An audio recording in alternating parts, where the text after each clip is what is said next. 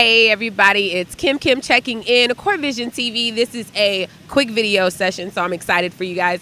We have a super hot artist coming all the way from the Bronx. You feel me? H-Town, let's get it. My name is Angelica Vila. How are y'all? How are you? I'm good, I'm loving the weather. You're loving the weather? Mm-hmm.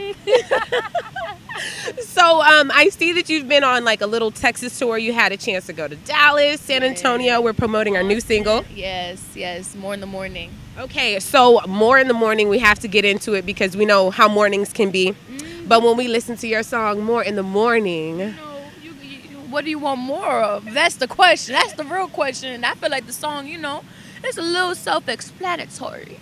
Yes, and that's why I was like, okay, so her More in the Morning, was it written about somebody specific? No, so when I was in the studio, when I first got signed with Fat Joe, the first place that I went to was Cool and J's studio. Mm-hmm. I was there for like 2.5 to 3 months, and in that I think it was the first day, the song got played for me.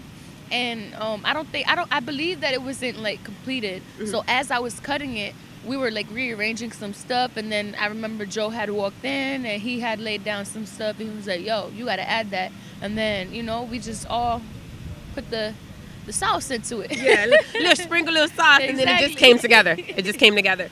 So being in the studio for 3 months, yeah. How was that? I loved it. Like, honestly, it was like, I was in there back to back every single day. I did not want to leave that studio. And if I did pass out, I'll wake up once I woke up, I'd be like, okay, what are we working on now? Oh, yo, you want to go back to like what we was doing last night since we knocked out? Like, you feel me? Like, I would pass out on that couch. Like, there was a couch, there was a booth right behind you, and like it was a big studio, so it was really dope. It felt like home. So I mean, I ain't had a problem, staying in the studio.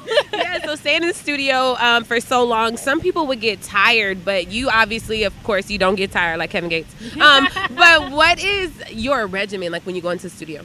So when I'm in the studio, well, it really depends, because if I already have it written, because I also write as well. If I already have it written, I just hop in the booth and just lay it down. If I'm writing in the studio, then I'll lay down the melodies first, and then I'll come up with the words as I'm going. But it really depends. And I also like working with writers as well. Like, I like to be open-minded when it comes to like the whole creative process and stuff like that.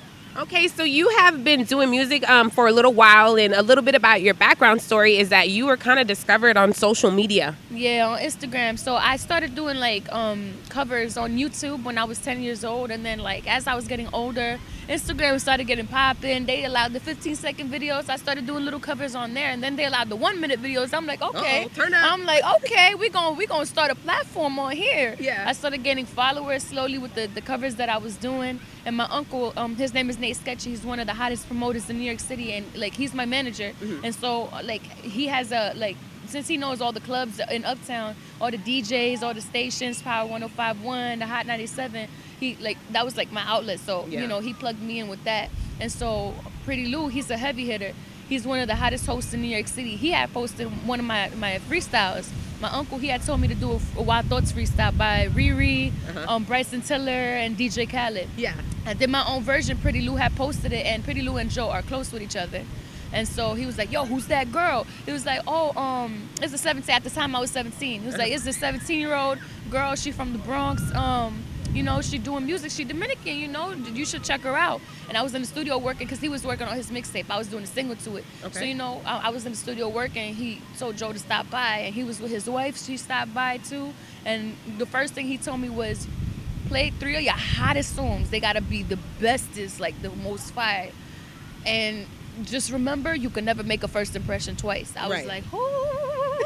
I was like, ooh. I felt the chills, the nerves, everything all at once. And the 3 songs that I wanted to play, I was like, I don't even think I should play this anymore. So what did you play? So it was like, they're not released. I played him like unreleased songs.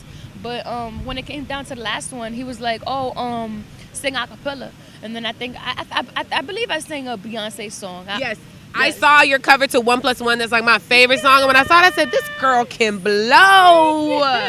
Yes, that was crazy. And then being in Houston, of course, we're Beyonce fans. I love But her. to see you just like do your own cover and like actually sound like you, but execute the song, Thank you. Crazy. It was crazy. I appreciate that. I appreciate that so much, for real. No, for real, for real. I had to check it out because I have to do, a little research. And when research. I saw it, I was like, this girl can sing. I ain't got nothing. I've got you. Y'all, this mic hot. Mic hot. No, you're little. dope. You're so dope. Thank Starting so young, right? Yeah. Being in the industry, we see, of course, your career is gonna just shoot through the roof, right? Thank you. What are your goals like for yourself? Like when you said, okay, I'm gonna sing. What was your goal for yourself when you said, okay, I'm gonna sing. Now I'm gonna make it. What's next? So when I was younger, I always wanted to be a singer, but I didn't want it to just be that. I wanted the singing to be like kind of be an outlet for me to be able to do like acting, production, even publishing, like writing for other people. I would want to do that. Like, let me write a song for Riri. Oh my gosh.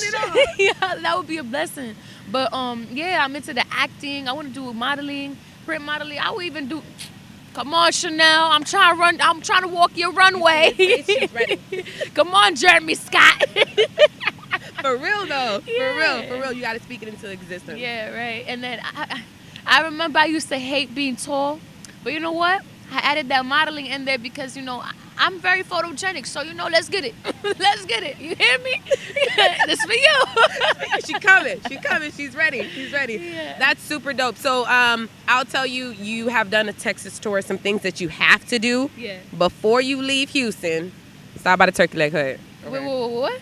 Turkey Leg Hut. Wait, I know you probably are on some kind of diet or something. I'm not on a diet, but I don't eat red meat. And then, I know turkey's not red meat, but I don't like the taste of turkey. But if you eat seafood. Oh, yeah. Come on now. I was at a seafood spot yesterday. They got some seafood there, too. I had some tilapia with some shrimps, garlic mash. Ooh, wee. The crab spinach dip. Ooh.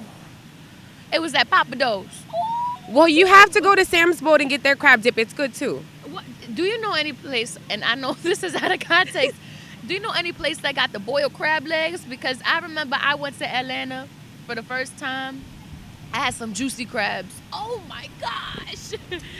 We have crab queens and we have crab kings. So you can just choose one or the other. I think I want to go with the king. I want to go with the king because I need that. Shout out to my boys from Killeen, Texas. That's their restaurant. Let's get it. That's super dope. So you have to leave something for your fans in Houston. We already got an acapella. You got to leave us with a quote.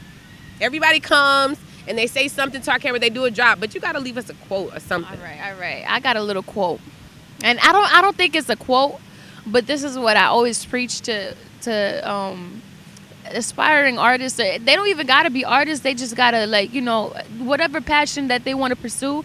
I always say that you just have to have that work ethic, and you can make anything happen as long as you believe in yourself. You can make it happen. Disregard all the negativity that comes your way, because no matter what you do, you're always gonna have negativity. Whether it's modeling, whether it's something that's not even in the industry.